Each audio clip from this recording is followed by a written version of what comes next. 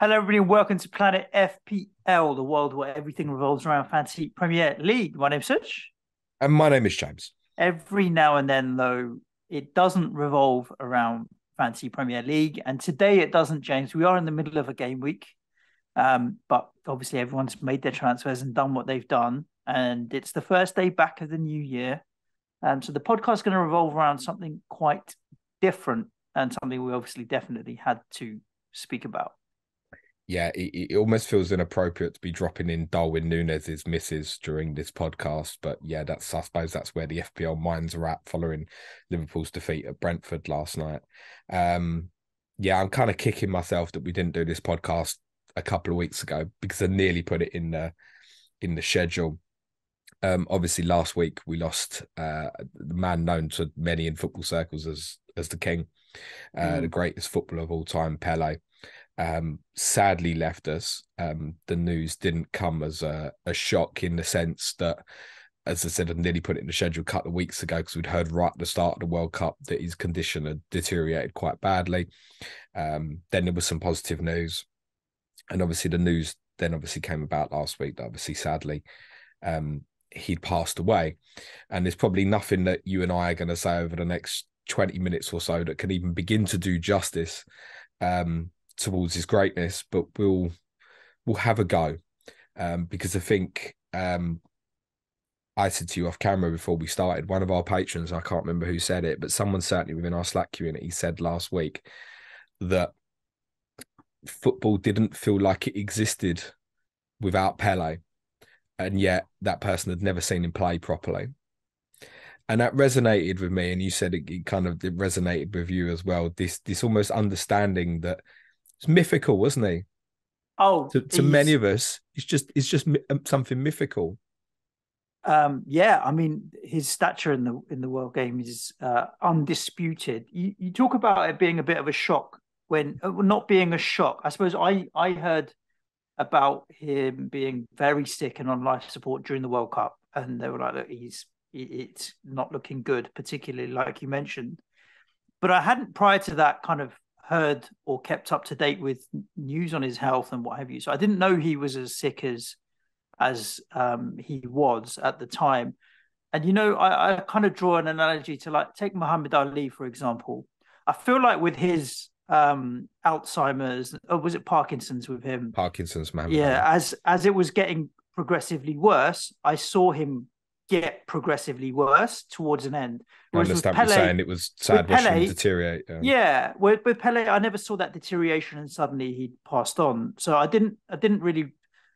So you see this smiley, outgoing, charismatic Pele. That's the picture that I always have of him.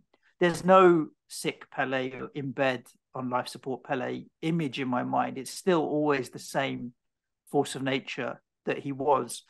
And yeah, the bizarre thing is that we never got to see him play live, and yet when there is a debate about the greatest ever and all that kind of stuff, none of us would ever question putting him in that conversation.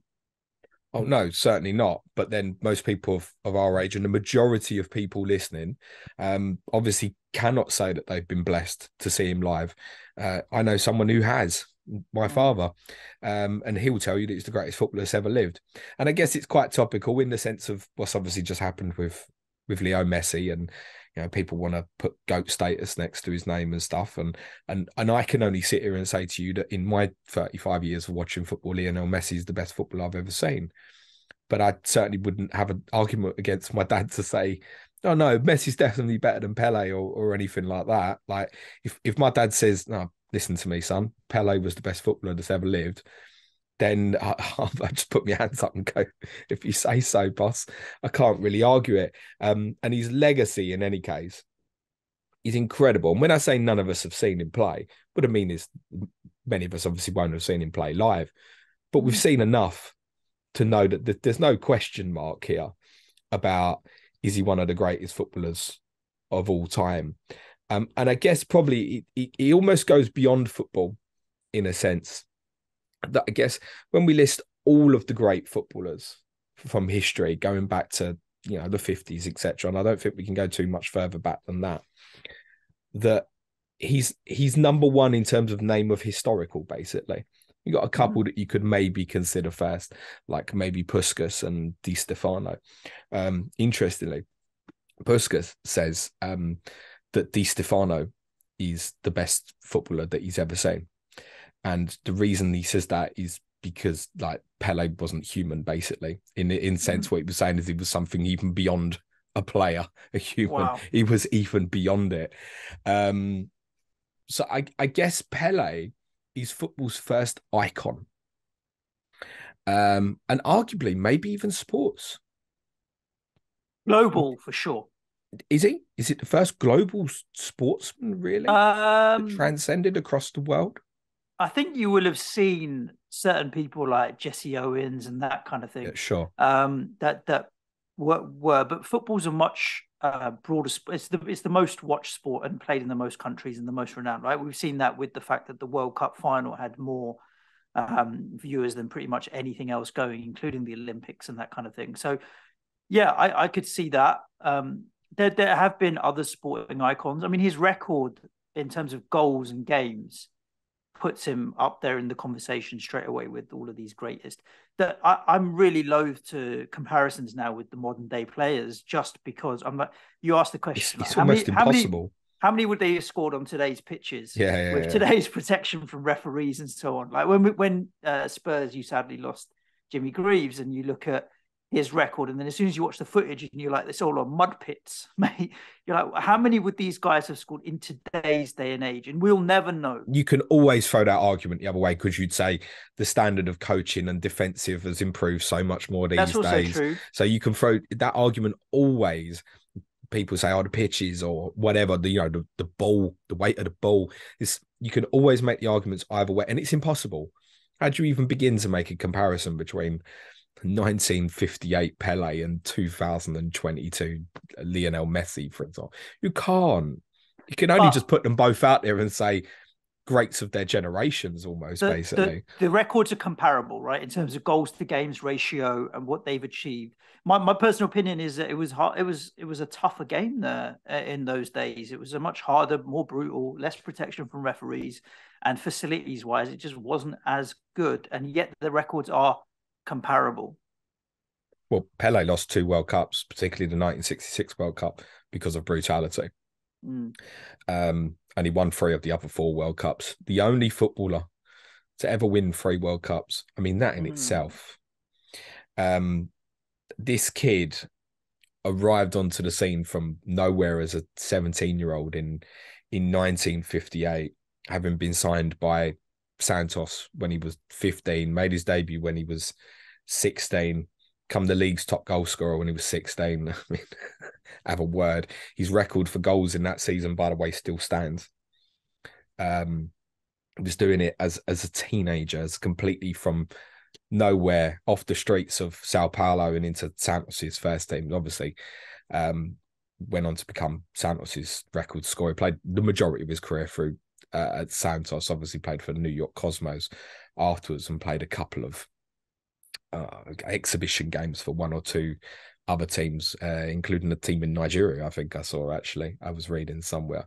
But it's synonymous with, obviously, Santos. One of the arguments against Pele, people would say, is the modern ones, was, we've had the whole argument about Messi and not being a World Cup winner, right? Was people will point at Pele and say, you never did it in the Champions League.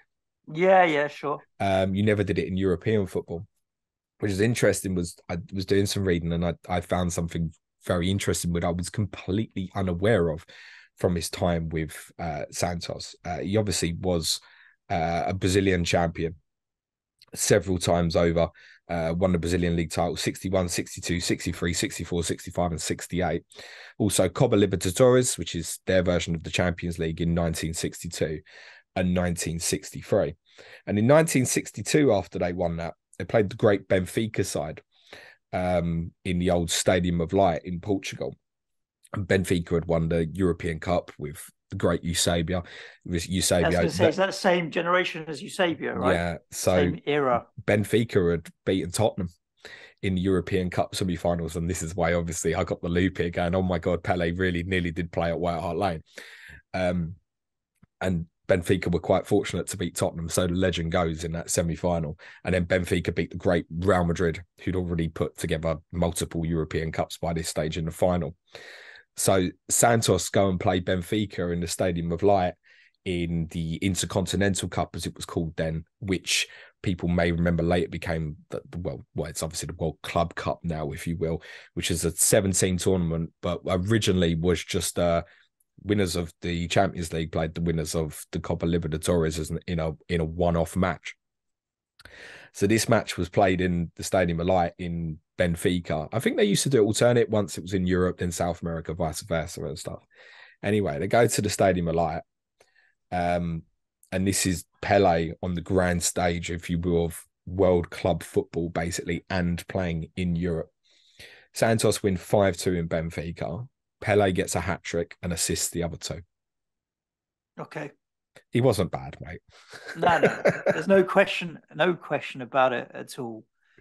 And that's probably as close to him having a well, I guess it is. That's his definitive moment against a European top club level side, and doing it and overpowering the best of them, basically. But of course, so much of his career is obviously synonymous with what he achieved with Brazil.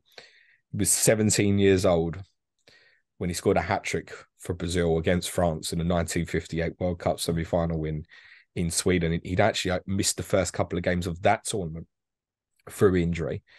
Apparently, he wasn't meant to have the number 10 shirt, ironically, but ended up with it. And upon his return from injury, the more experienced players in the squad were adamant that they needed to put this kid in the team, and he was too good. Scores a hat-trick in the World Cup semi-final at 17. My goodness. Yeah, mental. And then scores twice more in the final as they beat Sweden 5-2, which includes... He won the Golden Boot in that tournament, didn't he? No, I think Just Fontaine. I think. Oh, okay. And Just Fontaine is a nice quote from him lying about as well, that he's embarrassed that his name ever gets kind of mentioned in the same breath as Pele because of that.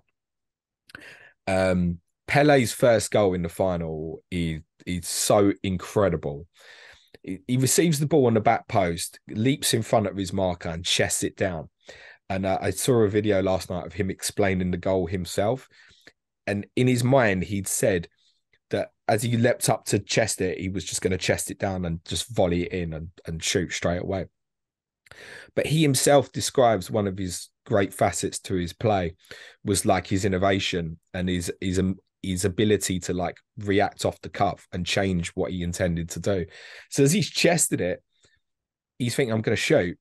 But another defender comes towards him, and in a flash, he flicks it over his head, a little bit a la like me against Ben Crellin in game week 39. Oh, okay, yeah. Not really. But he flicks it quite high over the defender's head. But what's so remarkable about it, and I can never not see, every time I see that goal, I can't not see this, is that the Swedish player tries to wipe him out and like studs up into like his thigh, into him. And I promise you, mere mortals go down. And a certain penalty, no question whatsoever if it happens. But he doesn't think that. He takes the impact as flicking it over the guy's head, spins round him, and then as it drops, he just volleys it in. That's in a World Cup final, Sush. Yeah. It's remarkable. And I promise you, if you've never seen that goal, one thing to do today is go and find that goal. He was a world champion again in 1962. Brazil went on and won the tournament, but Pele missed the knockout stages, having picked up injury in the group stage. And it was his great teammate Garrincha who very much took Brazil on to glory. One thing you don't want to do is probably go looking for clips from 1966, where he was completely kicked out of the tournament. The only World Cup he played in that he didn't win, right? Yeah. Which was obviously on our shores. Brazil played Bulgaria in their opening game. Pele got kicked out the game and ended up missing the second game against Hungary. And they had a bad result. And it meant that they had to beat Portugal in the final group stage game to qualify for the quarterfinals. Obviously, Portugal would go on and lose to England in the semis. And to say that Pele received rough treatment probably really doesn't do justice. And I decided last night to go looking for clips of the game because I'd heard the stories of how bad it was and that, but I'd never seen it. Go and look for it, James. So I did. And I found this video on YouTube, which was pretty heartbreaking. It's about 5 minutes, where he's got taken out a few times in the first half. And he finishes the game, but you never had subs back then. And he couldn't move. He played basically the whole of the second half. He only kicked the ball with his left foot, which wasn't his strongest. And he was completely incapacitated, basically, but tried to play through the game, still had moments where he could do the odd thing unbelievably on one leg, but you could tell that like 1,000,000%, if that game was played now, he'd be coming off the pitch. Yeah. There's no way he'd have been carrying on. He couldn't, and he shouldn't have really, but they needed him. It was play with 10 men or play with Pele on one leg, and let's be honest, Pele on one leg was still better than many. But yeah, it's really, really not nice viewing to go and watch that and see him struggle through it. Still put some good passes together and stuff, but yeah, that's real sad. And what he'd actually said after that tournament was he said he wouldn't play in the World Cup again. And for a long period didn't play for Brazil because he was so sick of the treatment that he'd received, was that, you know, it put his body at risk. You mentioned right near the start in terms of protection of players, obviously very different these days to what it was back then, of course. Absolutely. There's one or two Portuguese players who most probably should have been sent off, reflecting on that game in 1966. But Pele did return. He accepted a call up back to the squad in 1967 and obviously played in Mexico, where they would go on and lift the trophy. He scored the opener in the final, which is such a typical Pele-headed goal, where he leaps early and the power, the arc in his neck, you know, as soon as he goes up, what's coming, even if you didn't know. We've all seen that goal so many times, but you just look at him, reflect that power in him. And the thing of him as a player that's always so striking. Many people will have seen, I don't know if you've seen this, Serge, this video that's been going around Twitter for about a month now, of clips of like greatest footballers of all time, from your Cruyffs, your Maradonas, Zidanes, all of them, right? Ronaldinho's to Messi's and Ronaldo's now. And all doing like brilliant, iconic bits of skill and showing Pele doing them before. Like all of them. Right. All of them, all of the things that you can imagine he's done. Yeah. He didn't have a weakness in the sense that he could play two-footed. He was powerful, he was quick, he was strong. Yeah. He was a great scorer. 5'8", mate. He's shorter than me. Mate, even when you watch him, he's not 5'8". You're lying. Look at that goal against Italy in the final. 5'8". Something about this low center of gravity, isn't it? With Messi as well being like that. I mean, go and just get yourself clips of him in 1970. One of the real iconic things, I think, is not just the goals that he scored and created, but it's the goals he didn't score made him so iconic in that tournament. There's 3 incredible moments that live forever of goals that he nearly scored that didn't. In the first group game against Czech Republic, he receives the ball in his own half in the centre circle and stops to like a walking pace. What's he going to do? And he decides to just absolutely smash this thing at goal. And it goes like a couple of inches wide with the goalkeeper scrambling backwards. And remember, this is 1970. Goalkeepers weren't like 20 yards outside their box and stuff like that. The goalkeeper's in the penalty and he's just gone, I'm going to smash it over his head. And he hits this thing like a cannon, mate. He doesn't just go for chip. He just smashes it like a rocket. And he's beat the goalkeeper and it goes like inches wide. There's the Gordon Banks save against England, which is another one of those iconic kind of back post headers, which is very much claimed as one of the greatest saves of all time. Pele stands there and claps, doesn't he? It's like, okay, because he was so appreciative of other players from the same game. People remember, obviously, the iconic images with Bobby Moore at the end of the game, which is just two great gentlemen and two icons of the sport playing different positions who appreciated each other's greatness. And then the semi-final against Uruguay, which was obviously such a huge game for Brazil, reflecting on Uruguay's shock win in the Maracanã in 1950 when Uruguay beat Brazil to win the World Cup. And Brazil hadn't beaten them since. Since the semi in 1970, and Pele receives this pass to go through 1-on-1, and you think, what, he's going to shoot? What? It's no way he's going to miss. But the keeper's running out straight at him. And I remember everything that's happened in terms of 66 and stuff, and Yep. him getting Yep. wiped out. It would have been a foul outside the box. There's no guarantee that a goal kick would have been sent off, right? So they're both running towards the ball, but at a different angle. And Pele just looks like he's going to nip in and take it in front of the keeper, but he just runs past the ball, lets it go. He sends the keeper for a hot dog, runs Okay. around the keeper the other way. The ball's going to the far side, so he's now got the ball going away from goal, and he's running away from goal. Runs back at it on the angle, gets his body across it, whips it back across goal, back across the Uruguayan player who's running back to get back on the line, beats him, but it goes wide of the far post. And it's the best miss of all time. Because it was just so incredible, and he was doing things with a football that people had obviously never seen at that stage. Yeah. So, I mean, to have that in a World Cup, 3 iconic misses that people Yeah. even reflect on and go, "My God, how great were you?" Right? So, I mean, yeah, that was obviously a legacy in terms of putting away the ghost of 66. A little bit like, not the same, but obviously what happened to the phenomenon Ronaldo in 02, where he put the ghost of the final win 98 behind him and stuff. It was like a final redemption. And he ended there with three, actually been 3 World Cups, man. No. Understood. Incredible achievement. And so, as I said at the top, it's hard to even put into words to do any of it justice in terms of his greatness.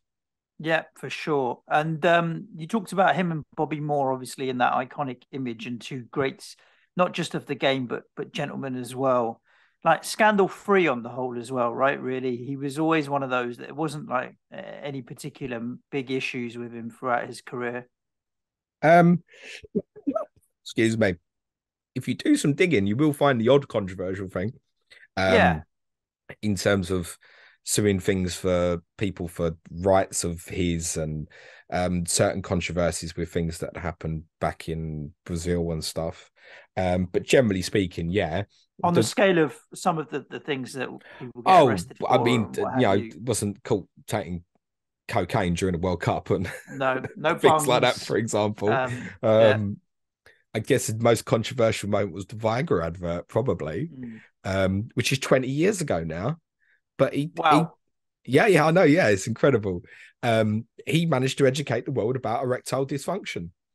Fair play. So, I mean, he's done so much for men in the world, both on and off the pitch. Does claim that he's never taken, or never took Viagra himself, it should be said. I'm not saying that he didn't. Several children, depending what you read, that number's different. It's believed that no, honestly, I think 7. I think Seven's the official number on yeah, I Wikipedia. think married 3 times. There's Mm, several accusations of affairs and stuff. So like, was he squeaky clean and perfect? probably not. No, but then I suppose he probably had women falling after him and around him, and Mm, as this global icon, everyone wanted a piece of Pele, right? Everyone wanted a photo of Pele, which obviously wasn't his real name. no. His real name is Edson Arantes Do Nascimento. Do you know who he was named after, Suj? Yes, it was the da Gama goalkeeper, wasn't it? Well, Pele. Pele, probably. that's where the nickname comes from. Oh, sorry. I mean, Um, where's his official name come from? we can come back to that, but yeah, the nickname Pele. Brazilians seem to have nicknames. I don't know why it started as a tradition, but it always has been the case that it seems to have been, and they range from cartoon Hulk. characters from Hulk. Japanese cartoons and stuff like that. But yeah, Pele's nickname came about because there was this Vasco da Gama goalkeeper that he liked called Pele, and Pele just couldn't say his name properly, apparently.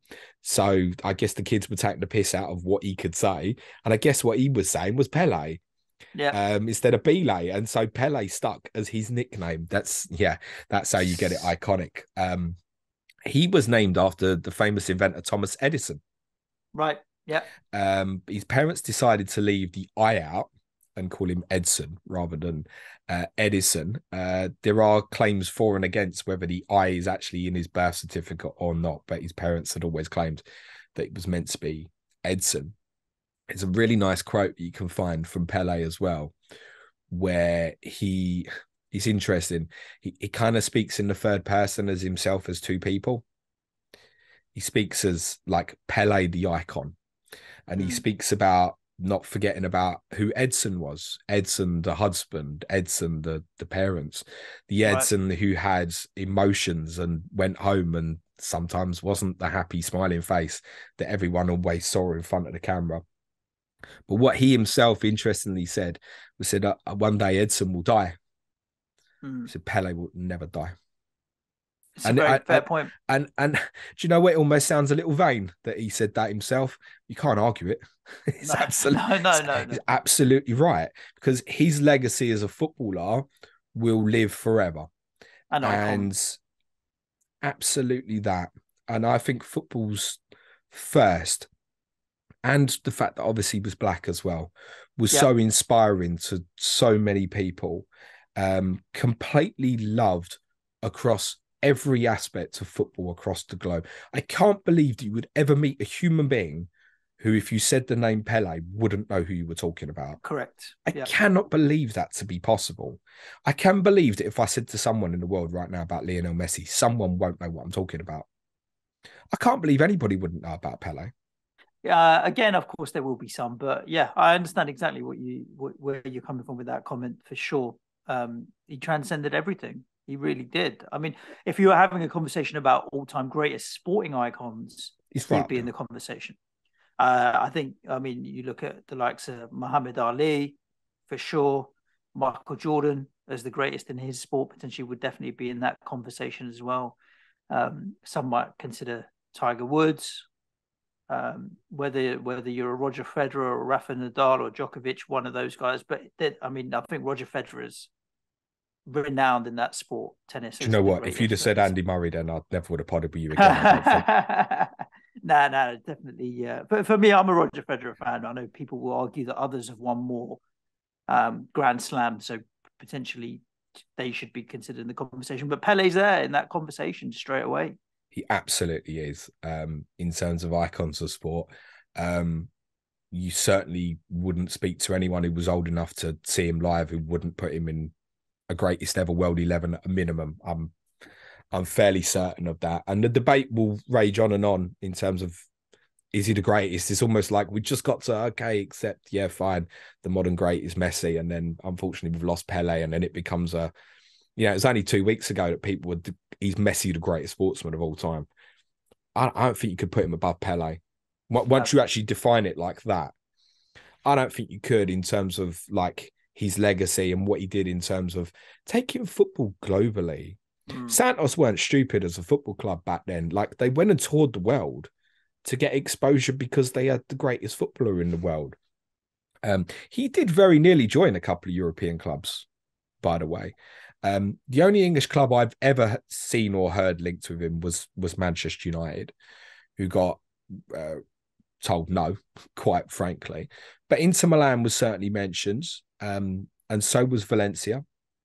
And Valencia at one stage believed they had a deal, I think, during the 1962 World Cup, like before Santos then went on and beat Benfica. Valencia, I think, thought that they had him. But then it got to a stage where I think the Prime Minister or the Governor of Brazil, whatever was the biggest at the time, declared Pele as like a national institution. And that they bound Santos to not sell him outside of Brazil, basically. And I don't know if that was legal or not or whatever, but it was the 1960s, and I'm sure Santos probably weren't complaining at the idea that Pele's got to stay with us. But yeah, certainly in the same way I wouldn't have defined Messi to say, you couldn't call him a great because he didn't win a World Cup. I certainly wouldn't define Pele by saying he never won a Champions League. He never played in one to win it. He won everything else that he did play in, and obviously, I think, biggest of all, won so many hearts. Yeah. You can't reflect on his career negatively. And if you genuinely have never watched Pele play football, go and lose yourself on YouTube for a bit today, particularly the 58 and 70 stuff, and go and find the Santos Benfica game. Yeah. It came at a bit of a, I don't know if I do feel like it hasn't had the media coverage that maybe it might have had it not been in the middle of Christmas and New Year's, with everything else that was going on, and the Premier League had then restarted. I know every Premier League ground had their minute silence. We had ours on Friday. Obviously, it was a minute's applause, to be fair, but immaculately observed, as it would be. But so many in the ground, I would say like half of the ground don't understand the backstory and the greatness. They know who Pele is, and they know that he's in the conversation as one of the greatest players ever. But if you ask them how many club goals did he score and who did he play for and that kind of thing, some wouldn't have a clue, mate. Well, that's a debate in terms of how many club goals has he scored. Sure. Because the certain mythical beliefs that a lot of goals scored in friendlies and stuff, and obviously Santos had so many. Like I said, they went and toured globally, and all those are counted as like official goals and stuff, but they're all friendly / exhibition matches. So whether they should be counted or not is very much up for debate. Right. But certainly what he's known, that when he scored his 1,000th goal for Santos, which was a penalty, or the 1,000th goal of his career, I think it included Brazil. It was a big lead up to knowing that what was about to come was his 1,000th goal. He interestingly says that he didn't like scoring penalties. He believed it was a coward's way to score. Interesting penalty these days, but yeah. I mean, you imagine these stat padders like Messi, Ronaldo, and Kane and Lewandowski going, that's a bit of a coward's way to score, and I don't think so. No way. Yeah, unbelievable. But he obviously did score some penalties. 1,000 goals, of course he did. No joke, and over 1,200. It's going to be hard to decipher what was friendlies and what wasn't, to be honest with you. But what's your views on Infantino's idea now that every country that's part of FIFA should name a stadium after Pele? It's what his latest kind of... Oh, God, I've not heard that. I saw it yesterday. He's come out and said that he's going to encourage every country in the world to name a stadium after Pele as a tribute. I'd find it a bit weird if a stadium in England was named after Pele all of a sudden. Not that maybe he doesn't deserve it, but it feels like a weird way of creating a tribute to him. I mean, that could go so wrong, couldn't it? I mean, what would you call the stadium, and who would you choose? I mean, imagine just going, right, we're gonna change the name of Stoke City from. Yeah, I think it'd have to be like a national stadium or something like that. Yeah, but not everyone's. What are you gonna do? Change the name of Wembley? I mean, the one that is definitely I've seen a number of times over the last few days, if they wanted to put themselves up for it, but I mean, why would they? Definitely he played for Santos at Hillsborough at Sheffield Wednesday. But you wouldn't think of obviously the story behind that stadium as well. But how would you do that? I mean, what are you going to do? The next team that builds a new stadium, what are you going to do? Bramley Moore at Everton. I mean, that's true. That's where the injuries happened, was Goodison Park. Maybe that's what Everton's new stadium should be called, is the Edson Arantes Do Nascimento Stadium. Like, I mean, like, it's nice. It's not the worst thing that's come out of his mouth in the last month. That's a certainty. So it came out yesterday. But he doesn't. It's not. It said FIFA will ask every country in the world to name a stadium in honor of Pele, said Infantino on Monday. He's in Brazil for the funeral. He said, we're going to ask every country in the world to name one of their football stadiums after Pele. Sounds bizarre. No, I mean, look, when the great Maradona passed, obviously Napoli had changed theirs because of what he'd done for that football club. And that's understandable. It's completely understandable. Yeah. If Santos, I mean, to be honest, that's like Santos and Brazil's and maybe New York's place. If they wanted to put that sort of thing in, it's not to say that no one else can't, but the idea that there'd be an expectation for that to happen, like, it's a nice idea. It's not practical or logical. We're all going to sit here in 50 years and go, everyone's got to have a Messi stadium. I mean, there's enough Messi stadiums in this country. I can assure you, I haven't been to most of them. Yeah, indeed. That's just, I put it down as typical Infantino. And whilst he's in Brazil and there for the funeral, he's got chucking out a couple of sound bites. Laid to rest today. Yeah. Anything else to add, James, other than obviously rest in peace, Pele? And no, not particularly, because like I said, almost from the start, like we can't even properly do it justice to his No, greatness. exactly But that. yeah, I was sad. I thought of my dad a lot when Mm. I was doing a stream for patrons on Thursday and literally finished. And as I finished, I looked at my phone at the same time. Wife walked in here and I was literally reading the news. She was telling me the news. And it's like, yeah, I stayed here on my own for 10 minutes. I was thinking about my dad a lot and Mm. thinking, yeah. And it's That's weird. his greatest clever player, right? Yeah, absolutely.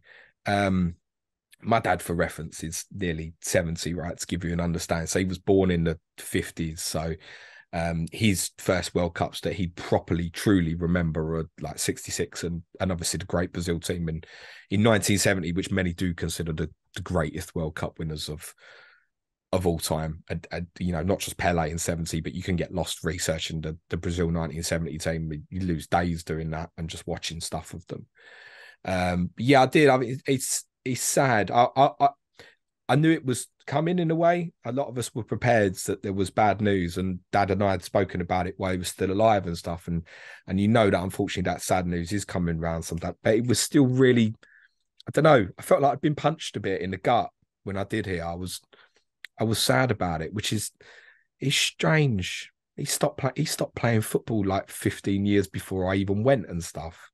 But I think, yeah, as I said at the start, that one of the patrons had said that he didn't feel like football existed without him, even though hadn't seen him play. But then, as Pele as himself said, Pele, the legacy of Pele never dies. No, exactly that. Patrons, sorry, as listeners, this is not a patron-only podcast, James, isn't it? But listeners, thank you so much for tuning in to this special episode just on Pele. Tomorrow, we're back at you with Sky Fantasy Football in the middle of a match week. Thursday, James, remind me, it's Street. It's not Clash of the No, Correspondents. It's a championship, isn't it? so the Burnley, top two Sheffield with United. Yeah. Jack Toner and Ben Tomo Thompson talking about Burnley and Sheffield United, and very nearly got a different Tomo because Sheffield United did not play well at QPR last night, but managed to get themselves a 96th-minute equaliser, which has probably saved his mood coming in. He'd have been well gutted if they'd just lost coming onto the pod for the first Tell time me in about ages. it. But Burnley won again, and Yeah. 5 or 6 in a row, isn't it, for them? they're both looking really strong. So they'll be there for you on Thursday. On Friday, we'll be reviewing all of the Game Week 19 fixtures. Well, most. There is a double Game Week fixture lingering next week, but the first 10 fixtures of Game Week 19 will be reviewed for you on Friday. If you're interested in some additional content, head over to patreon.com/Planet FPL. This month and this month only, everybody is getting bumped up a tier in Patreon. So if you join at the basic tier, £3 a month level, you will get all of the intermediate podcasts this month, an additional 20-something shows. I don't know how many working days there are, James, but an additional show every weekday. If you join an intermediate tier, you get all of the advanced tier videos and extra content that James is going to be producing this month as well. And yeah, why not come and try and support the show if you'd like. Today's podcast is one of them, deep money dive ones, into Crawley Town, who are owned by what are we going to call them, Suj? Let's call them Wagme United, because that's the official line for the minute. But yeah, very, very interesting background story that's been going on with Crawley Town, whose owners are claiming them as the internet's football club. Yeah, I don't think the people of Crawley particularly fucking agree with that at the moment. No. We'll be talking about them on Patreon today. Indeed, we will. So yeah, if you want any of that additional content, head over to patreon.com/Planet FPL. Other than that, stay safe though, look after yourselves. Ciao for now. Thanks, patrons. God bless Pele. Cue music, please, man child.